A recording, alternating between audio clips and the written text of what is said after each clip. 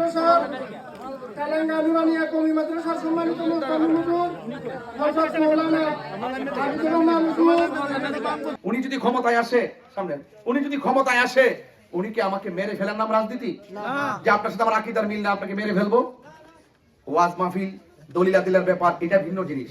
রাজনীতি যখন আসবেন তখন আপনি হিন্দু যারা তাদেরও প্রতিনিধি, যারা আপনার আদর্শের সাথে মিলে তারাও আপনি তাদেরও প্রতিনিধি, যারা আপনাকে পছন্দ করেন আপনি তাদেরও প্রতিনিধি। এই জন্য প্রতিহিংসা রাজনীতি। কালেঙ্গাবাসী, আপনারা সবাই কেমন আছেন? ভালো। আমি আপনাদের দোয়ার বরকতে ভালো আছি। বরজস থেকে এই কালেঙ্গা পর্যন্ত এই জায়গাটার ম্যাক্সিমাম জায়গাটা খুবই করুণ অবস্থা। এবং আপনাদের, আমি তো একদিন এসেছি, আমার কাছে অনেক অসুবিধাই মনে হয়েছে। আর যে রাস্তা দিয়ে আপনারা প্রতিদিন যান, যেখানে অনেক অসুস্থ মানুষ যায়, যেখানে অনেক প্রেগনেন্সি ডেলিভারির কেসের অনেক মহিলারা যায়, তাহলে এদের কষ্টটা প্রতিদিন, আপনাদের কষ্টটা প্রতিদিন।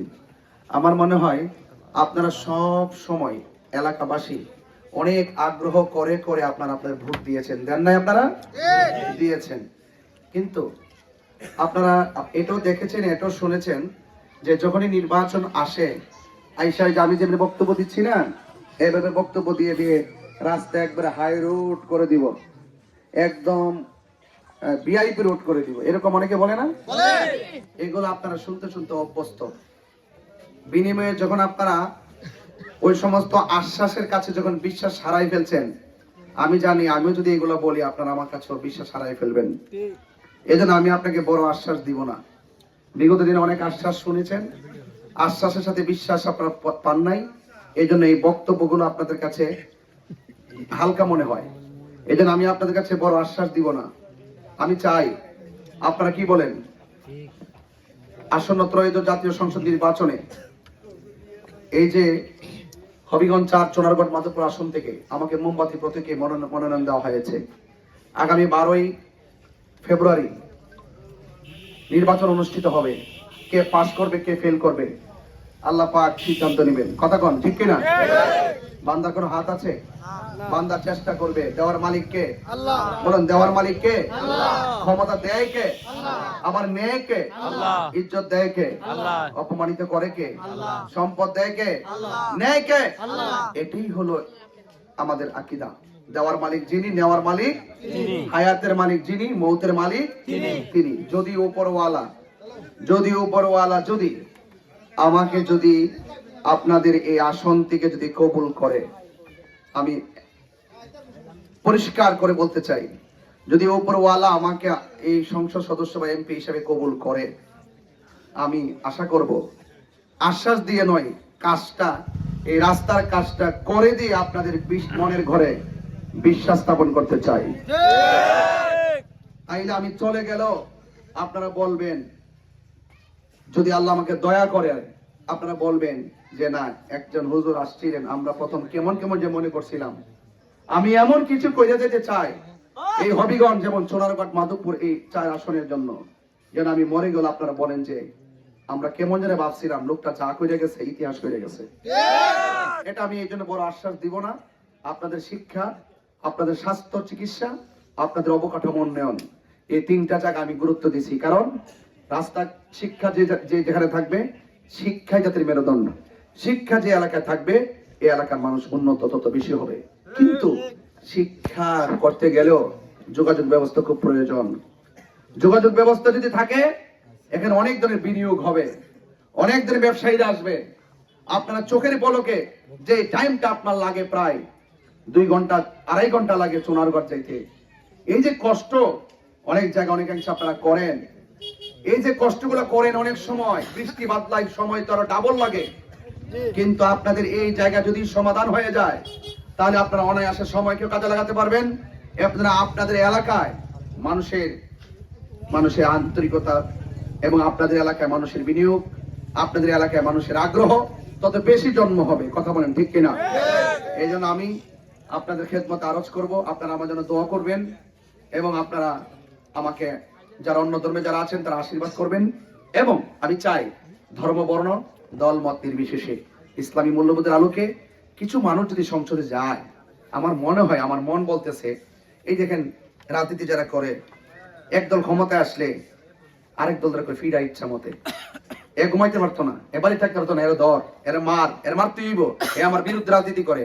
আমি মনে করি এটা রাজনীতি না। যে আমাকে ভোট দিবে সেও আমার, যে আমাকে ভোট দিবে না সেও আমার। আমাকে ভোট দিয়ে যদি সে ঘরে ঘুমাইবার অধিকার রাখে, যারা ভোট দিবে না সেও ঘরে ঘুমাইবার অধিকার রাখে। কারণ আজকে একটা লোক রাজনীতি করে, আপনি কি মনে করেন রাজনীতি?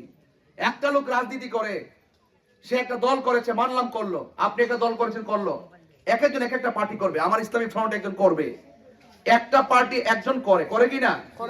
কিন্তু আপনি যখন ওই মানুষের বিরুদ্ধে যখন অ্যাকশন নেন, তখন সে যখন বাড়িঘর ছেড়ে যখন চলে যায়, তার সন্তান, তার স্ত্রী, তার পরিবার, তাদের লেখাপড়া সব কি হয়ে যায়? শেষ হয়ে যায়। এটা কিন্তু নতুন সংস্কৃতি না, এটা 53-55 বছর ধরে এই সংস্কৃতিটা চলে আসছে, মানে প্রতিশোধের রাজনীতি। আমি চাই ধর্ম মূল্যবোধের আলোকে যদি সংসদে যাওয়া যায়, তাহলে ইসলামী মূল্যবোধের আলোকে বলা যেতে পারে যে খবরদার, প্রতিহিংসা করা ভালো না। রাজনীতিতে প্রতিযোগিতা থাকবে, বিদ্বেষ থাকবে না। রাজনীতিতে প্রতিযোগিতা থাকবে, প্রতিহিংসা থাকবে না। আমরা প্রতিহিংসার রাজনীতি চাই না, আমরা রক্তের রাজনীতি চাই না, আমরা খুনের রাজনীতি চাই না, আমরা ঝগড়ার রাজনীতি চাই না, আমরা শান্তির রাজনীতি চাই। কথা বলেন ঠিক কিনা বলেন? আমরা শান্তি চাই, আমরা শান্তিতে ঘুমাতে চাই, শান্তি ভাবে আমরা চলতে চাই।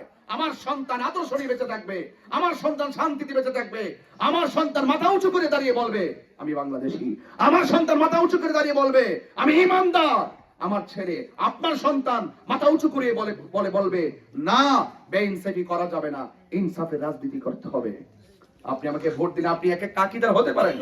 আমি যখন রাজনীতিতে আসছি, তখন আমার কাছে আমি পরিষ্কার ভাষা বলতে চাই, হিন্দু মন্দিরে যাবে, বৌদ্ধ পেগোডায় যাবে, খ্রিস্টান গির্জায় যাবে, মুসলমান মসজিদে যাবে, যার যার ধর্ম পালন করবে। আর আমার সাথে তো অনেকের আকীদা এদিক সেদিক থাকতে পারে। এই যে আমার এখানে দাঁড়িয়ে আছে একজন মুহতামিম, আমি জানি না ওনার আকীদা কি, আমার আকীদা কি। আজকে আমরা এক জায়গায় দাঁড়িয়েছি, এটা রাজনীতি। এটা কি রাজনীতি? উনি যদি ক্ষমতায় আসে, সামনে উনি যদি ক্ষমতায় আসে, উনি কি আমাকে মেরে ফেলার নাম রাজনীতি? যে আপনার সাথে আমার আকীদার মিল না, আপনাকে মেরে ফেলবো? ওয়াজ মাহফিল, দলিল আদিলের ব্যাপার, এটা ভিন্ন জিনিস। রাজনীতি যখন আসবেন, তখন আপনি হিন্দু যারা তাদের প্রতিনিধি, যারা আপনার আদর্শের সাথে মিলে তারাও আপনি তাদের প্রতিনিধি, যারা আপনাকে পছন্দ করেন আপনি তাদের প্রতিনিধি। এই জন্য প্রতিহিংসা রাজনীতি করা যাবে না। রাষ্ট্রের গুরুত্বপূর্ণ যন্ত্র থেকে যখন কোনো বাজেট হবে, এটা কোনো গোষ্ঠীর জন্য এককভাবে হবে না। এই রাস্তার বাজেট যদি আসে, এটা শুধু মুসলমানদের জন্য হবে না, এই রাস্তা দিয়ে হিন্দু চলবে, এই রাস্তা দিয়ে খ্রিস্টান চলবে। এটাই হলো রাজনীতি। কথা বলেন ঠিক না বেঠিক? একটা বার বানাই দেখেন। আমি বললাম যা এখন বলতেছি, এমন হিম্মত বুকে রাখি।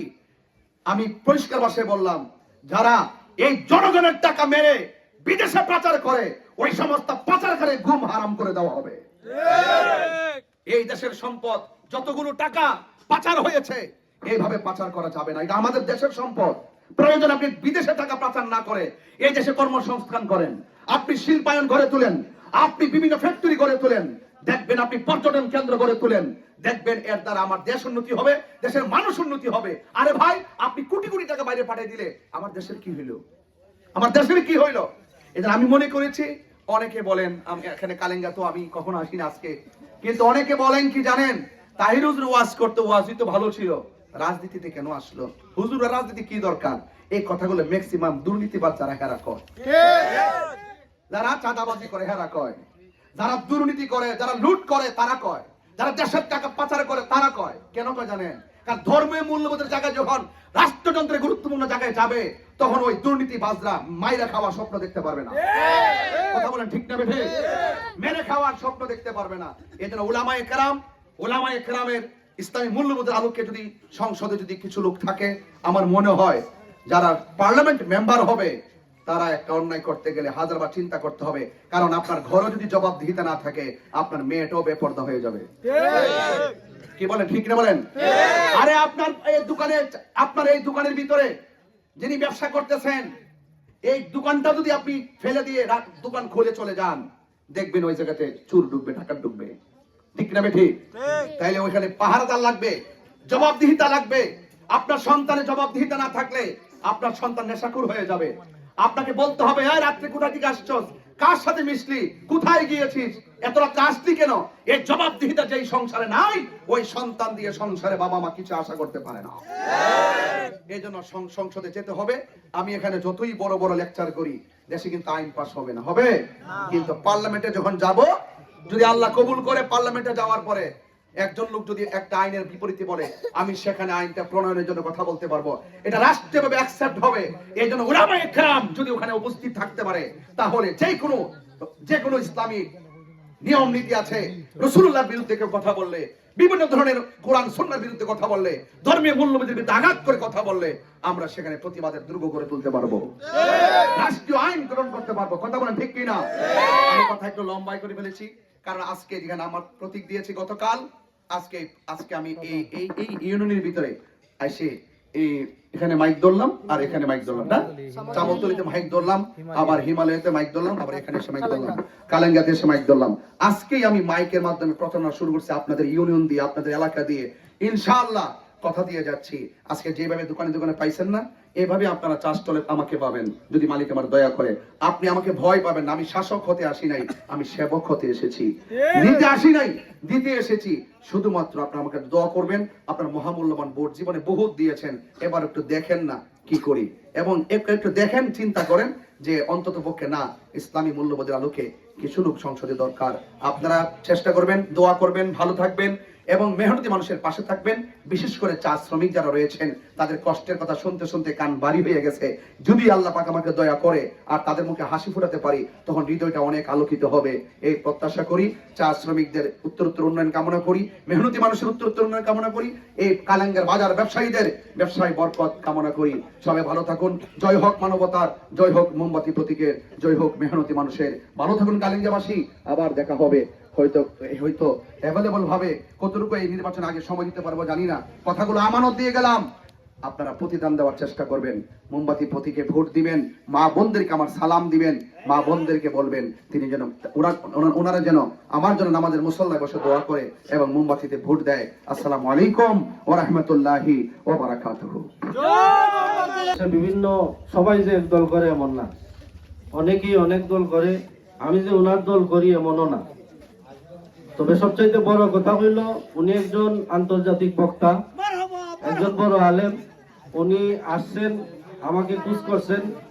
একজন মানুষ এলাকাতে আসলে উনার সাথে আমার আকীদার মিল থাকুক বা না থাকুক, উনি আমার রাজনৈতিক মতাদর্শে থাকুক বা না থাকুক, কিন্তু একজন সম্মানিত মানুষকে সম্মান দেওয়া উচিত। এই জন্য উনি একজন আন্তর্জাতিক মানুষ, আন্তর্জাতিক বক্তা, বড় আলেম। উনি আমাকে খুশ করেছেন, এই জন্য ওনার সম্মানার্থে আমি এসেছি। তবে আমার একটা কথা থাকবো, আসলে ক্ষমতা দেওয়ার মালিক আল্লাহ, ক্ষমতা নেওয়ার মালিক আল্লাহ। এই জন্য আমি আপনাদেরকে আবদার করব, আপনারা যাচাই বাছাই করবেন।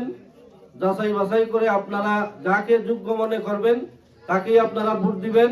আর আল্লাহও যাকে যোগ্য মনে করেন, আমরাও দোয়া করি আল্লাহ এই আমাদের এই চুনারুঘাট মাধবপুরের জন্য, যার দ্বারা আমাদের চুনারুঘাট মাধবপুরের উন্নয়ন হবে, চুনারুঘাট মাধবপুরের জনগণ শান্তিতে বসবাস করবে, আল্লাহ যেন তাকেই কবুল করেন, আমি দোয়া করি। সাল্লাল্লাহু আলা সাইয়্যিদিনা মাওলানা মুহাম্মদ ওয়া আলা আলিহি ওয়া আসহাবিহি ওয়াসাল্লাম। আমিন। আলহামদুলিল্লাহিল্লাযী হাদানা লিহাযা ওয়া মা কুন্না লিনাহতাদিয়া লাওলা আন হাদানাল্লাহ। লাকাদ জাআত রুসুলু রাব্বিনা বিল হক। রব্বানা আতিনা ফিদ দুনিয়া হাসানা ওয়া ফিল আখিরাতি হাসানা ওয়া কিনা আযাবান নার। আমিন। আল্লাহ, আমরা যারা এখানে উপস্থিত হয়েছি, আয় আল্লাহ দয়া করে আমাদের সকলের গুনাহ খাতাকে আল্লাহ মাফ করে দাও। আয় আল্লাহ আমাদের সমস্ত মুর্দে গানদেরকে আল্লাহ তুমি মাফ করে দাও। আয় আল্লাহ আমাদের এই আসনের জন্য যোগ্য, আয় আল্লাহ যার দ্বারা জনগণের উপকার হবে, যার দ্বারা জনগণের কল্যাণ হবে, আয় আল্লাহ ইসলামের হেফাজত হবে, আয় আল্লাহ ইসলামের কল্যাণ হবে, এমন একজন ব্যক্তিকে আল্লাহ তুমি আমাদের জন্য আয় আল্লাহ আমাদের জন্য নির্বাচিত করো। আয় আল্লাহ আমাদের সবাইকে আয় আল্লাহ আসমান এবং জমিনের সমস্ত বালা মুসিবত থেকে আল্লাহ তুমি হেফাজত করো। ওয়া আখিরু দাওয়ানা আলহামদুলিল্লাহি রাব্বিল আলামিন। মোমবাতি